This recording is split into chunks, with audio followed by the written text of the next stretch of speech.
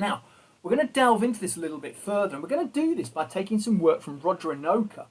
And this is something that Anoka originally started to put forward in 1992, and then came back to this in 2016. And this is something that was published in MedSci Sport and Exercise.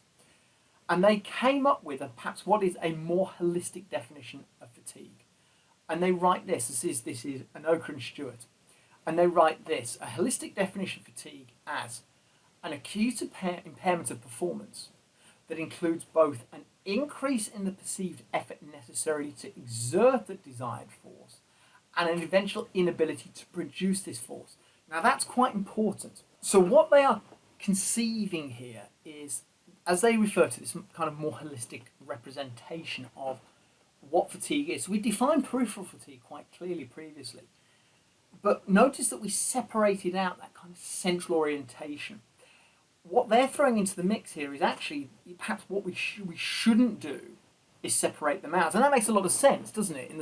If we think about it very logically, an athlete or even in a clinical setting, we're going to get a peripheral response. But there's likely to be a central response. There is likely to be that sense of increased perception of effort. An increased perception of effort has that central mechanism. It is a psychological, cognitive effect, and that is to do with the central nervous system. And they go on to write this: the concept of fatigue, we're just getting the marker back. There we go. So the concept of fatigue should acknowledge its two attributes. One, performance fatigability. So that's the decline in your objective measure of performance, or whatever that is. That is, as the Thomas and Edwards quotes put together, in fact the Edwards quote in particular, that is the notion of a decrease in the performance, the task at hand. And then two, this notion of perceived fatigability, changes in the sensations that regulate the integrity of performance. In other words, those more centrally orientated factors. Because within the central nervous system, what we are doing is we're getting feedback mechanism, which is coming potentially from the peripheral mechanisms, and we're interpreting that within the central nervous system, and that is being used to kind of indicate to us through interpretation about the state of fatigue, or the kind of the state in which the athlete is feeling. So they then go on to write this: well, fatigue is defined therefore in terms of fatigability to normalise the level of fatigue reported by an individual. So what we want to do is, in training, we're trying to create fatigue. What we're trying to do over time is we're actually trying to make them less susceptible to fatigability. We want them to actually become less fatigued. That's the training adaptation. So we're trying to normalise that level. We're trying to normalise their response to it. We're trying to get them to learn how they feel when they are being fatigued. So understanding what, in essence, their body is telling them. And they go on further to say this: individuals who are less fatigable, for example, are able to meet a greater demand to reach the same level of fatigue. Okay, so those individuals are the highly trained. They are more likely to produce a sustained performance. When a person reports the level of fatigue during ongoing activity, therefore the value at a specific time point will depend on the rate of change in its two attributes. So in other words, when we're collecting and understanding how fatigued our athletes are, our clinical populations are, what we are doing is we're actually doing that based upon the two attributes. That is the sensation of fatigue, but also the more objective perhaps measure of some form of biological manifestation. So actually, when we're talking about the notion of fatigue, we do have to understand that we need to get some reflection of both peripheral and perhaps more centrally orientated factors. And they put this really nicely together for us in this schematic that we've got here. So here's our fatigue overall. So we hear this all the time. Athletes or coaches will say, well, they're fatigued and whatever. Well, what's causing the fatigue? So here we've got perceived fatigability and then performance fatigability. So perceived is perhaps that more centrally orientated construct. So where does the information come from? Well, they perceive this because they're reacting to changes in blood glucose.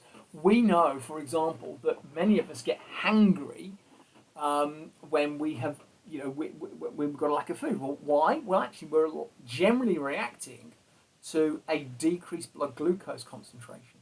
That's what drives that kind of sensation. We feel more tired and therefore more fatigued when our core temperature rises.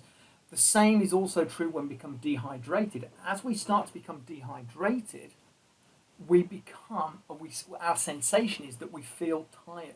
And actually you see it very quickly that if you rehydrate somebody, let's say you use an IV drip and you rehydrate them, although it hasn't necessarily had a significant effect in terms of the physiology, it has an enormous effect on their perception of how well they actually feel. We can be reacting to things like neurotransmitters, metabolites. So, for example, we react to things like delayed onset muscle soreness, and that's creatine phosphate kinase concentration. Same things like oxygenation levels. Clearly, if oxygen availability decreases, that has an effect obviously on homeostasis, but we react to that. That's our perception to it. We feel that. But you then also have these kind of psychological states, which again relate to perception. Things like how aroused we are, our executive function. Does our executive function change? Do our expectations, our mood, our motivation, our pain, and our kind of general performance feedback, do they change? We can evaluate a lot of these. Mood can be evaluated using things like perception of mood states. Executive function can be evaluated using tests like sustained reaction to task test. We can use what's called a Wisconsin card shuffling test to evaluate somebody's executive function.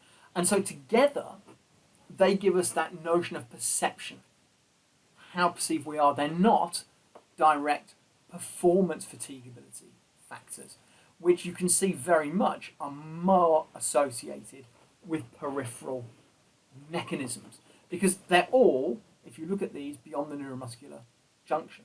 So we are not necessarily feeling these, right? We don't feel changes in blood flow. We don't feel direct changes in force capacity or calcium kinetics, for example. Calcium kinetics change, it has a significant impact on the force-velocity relationship of a muscle. We don't get an immediate kind of perceptual-based response to motor neuron functioning or motor neuron firing rates. But together, they will change performance. If motor neuron activation slows down, force generation decreases. You go back to the definition from Edwards. We therefore have an inability to perform the task. But what we have to recognize is that all of these together determine the fatigue. So we'll get these kind of more peripherally orientated outcomes and these perhaps more centrally orientated. I mean, we're moving perhaps away from central now into this notion of perceived fatigability. But together, they dictate overall fatigue. What we're going to focus on now for the remainder of this session are these more peripherally orientated or performance orientated factors.